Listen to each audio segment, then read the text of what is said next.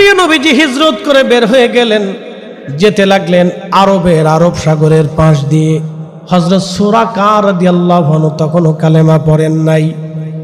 সুরাকা বের হলেন, সে আরব্য বেদুইন ছিলেন, ডাকাত। কি ছিল? না আসতে কর না, জোরে বলেন, কি ছিল? ডাকাত ছিল, আরব্য বেদুইন ডাকাত ছিল সুরাকা। আর সে খুব পারদর্শী ছিল। সে এমন পারদর্শী ছিল, ওই রাস্তা দিয়ে 50 কিলোমিটার দূরেও যদি কোনো মানুষ যাইতো সে ঘ্রাণ পাইত, এরকম ডাকাত ছিল। এবং সে পায়ের চিহ্ন দেখে বলে দিতে পারতো যে কোন দেশের মানুষের পায়ের চিহ্ন। উটের পায়ের চিহ্ন দেখে সে বলে দিতে পারতো কোন এলাকার উট।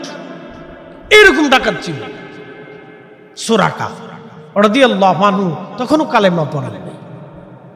ঘোষণা শুনছি 100 উট পাওয়া যাবে।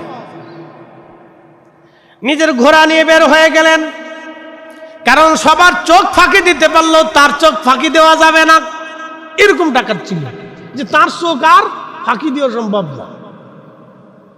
এইরকম ডাকাত সুরাকা রাদিয়াল্লাহু আনহু, চোখ ফাঁকি দেওয়া যাবে না। ঠিক সে পায়ের চিহ্ন, উটের চিহ্ন ধরে ধরে চলে গেল।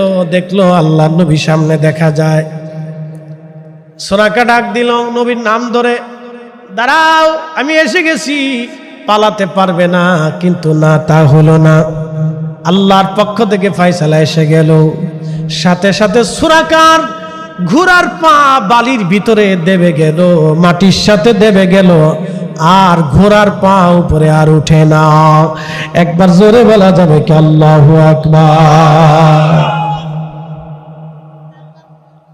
সুরাকা ভয় পেয়ে গেল, হাই হাই, জীবনে তেমন কোনোদিন হয়নি, আমার ঘোড়ার পা মাটির ভিতরে, কি হলো? ঠিক তখনই সুরাকা বুঝতে পারছে ডাকাত হলে কি, বুঝে পেরেছে, বুঝে এসে গেছে। ডাক দিল, ইয়া রাসূলুল্লাহ, আমার আর বোঝার বাকি নাই, আপনি আমারে মাফ করে দেন, আমি আর আপনার দিকে আগাবো না, ফিরে চলে যাব, ক্ষমা করে দেন। আপনি দোয়া করেন আমার ঘোড়ার পা যেন মাটির ভিতর থেকে উঠে যায়। হযরত সুরাকা বলার পরে ঘোড়ার পা মাটির উপর থেকে উঠে গেল। নবীজি দোয়া করলেন, উঠে গেল। কিন্তু লোভ আর সামলাইতে পারলেন না, আবার রওনা করলেন। আবার আল্লাহ মাটির মধ্যে তার ঘোড়ার পা ধসিয়ে দিলেন। সুরাকা কাঁদে বলে, হুজুর মাফ করে দেন, এবার আর আমি যাব না। নবীজি বললেন, সুরাকা, তুমি যদি এবার তওবা করো তাহলে ছেড়ে দেওয়া হবে, যদি তওবা না করো তাহলে আমার রব তোমাকে সহ মাটির মধ্যে ধসিয়ে নিয়ে যাবে। হযরত সুরাকা ভয় পেয়ে গেলেন, হুজুর আমি আর আপনার দিকে আগাবো না। হযরত আবু বকর বললেন, সুরাকা রে, তাহলে শর্ত আছে, তুমি শুধু নিজে চলে যাবে না, আরবের কাফেরদেরকে তুমি সরাই নিয়ে চলে যাবে, আর বলবে আমি সুরাকা কাউকে দেখি নাই, তুমি তোমার আরবের মানুষদেরকে সরাই নিবা, সাবধান তারা যেন আমাদের পিছু না নেয়। যদি ওয়াদা করো তাহলে তোমাকে ছেড়ে দেওয়া হবে, আর যদি ওয়াদা না করো তোমাকে সব মাটির মধ্যে ধসে নিয়ে যাওয়া হবে। সুরাকা বললেন, হুজুর আমি বুঝতে পেরেছি আপনি নবী। একসাথে বলবেন আল্লাহু আকবার।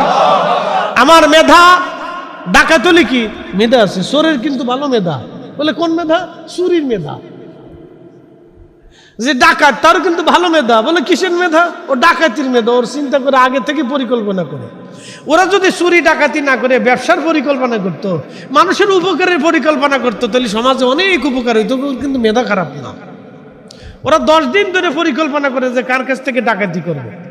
এই যে আমাদের দেশে যারা চান্দাখোর আছে, চান্দাবাজ আছে, ওরা চিন্তা করে ম্যাপ করে যে কার কাছ থেকে চান্দা নেব।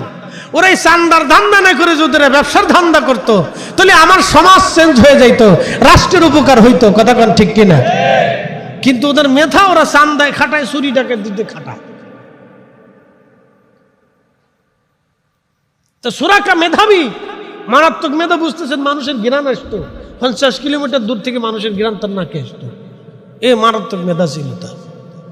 তো সে বুঝে ফেলছে যে আপনি নবী, আমার মাফ করে দেন, আমি চলে যাব, আপনাকে ডিস্টার্ব করব না। তখন সুরাকা বলল, ইয়া রাসূলুল্লাহ, আমি জানি নবীদের একটি ইতিহাস আছে। নবীরা তার নিজস্ব এলাকা থেকে বিতাড়িত হয়, আবার সে তার নিজের এলাকাতে ফিরে আসে, আল্লাহ তাকে বিজয় দেয়। আমি জানি আপনি আবার কাবাতে বিজয় আপনার আসবে। আল্লাহু আকবার। সুরাকা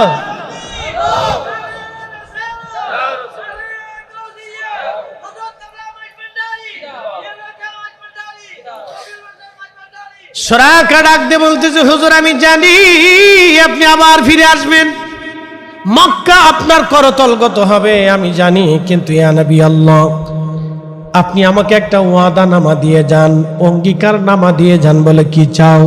বলে আপনি লিখিত দিয়ে দেন, যখন আপনি মক্কা বিজয় হবে সেই দিন আমি সুরাকা যদি জিন্দা থাকি তাহলে আপনি আমাকে হত্যা করবেন না, আপনি আমাকে নিরাপত্তা দিবেন, এই ওয়াদা আপনি লিখে দিয়ে দেন। নবী বললেন, আবু বকর সুরাকাকে তুমি লিখে দাও। চামড়ার সাথে অথবা গাছের খালের সাথে লিখে দেওয়া হলো সুরাকাকে।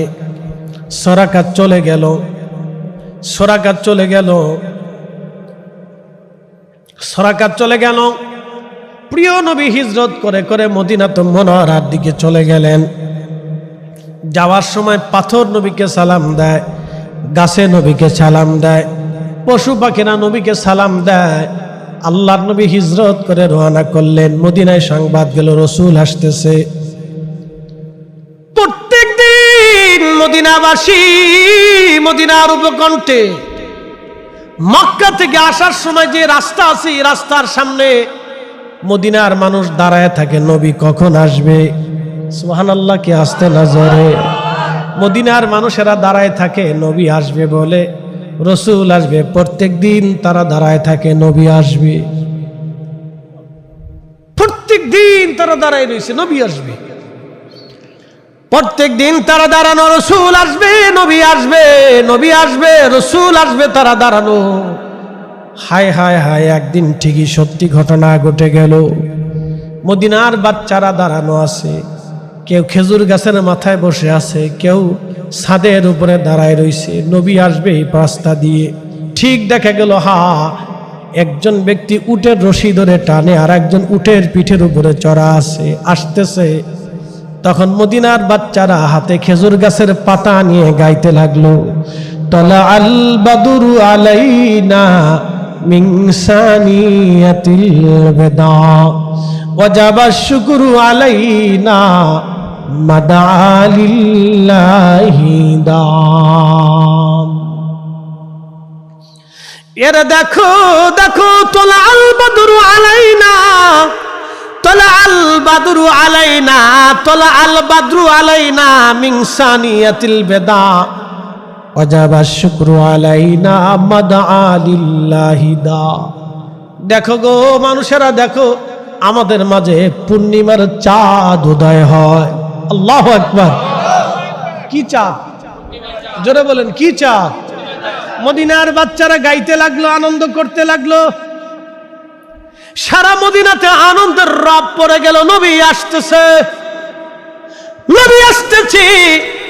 মদিনার মানুষ আনন্দে উল্লাসিত হয়ে গেল, রাসূল আসতেছে, রাসূল আসতেছে। সারা মদিনায় আনন্দের রব পড়ে গেল। তারা জশ্নের জুলুস শুরু করে দিল। সুবহানাল্লাহ বলবেন না? জশ্নে জুলুস, জোরে বলেন জশ্ন।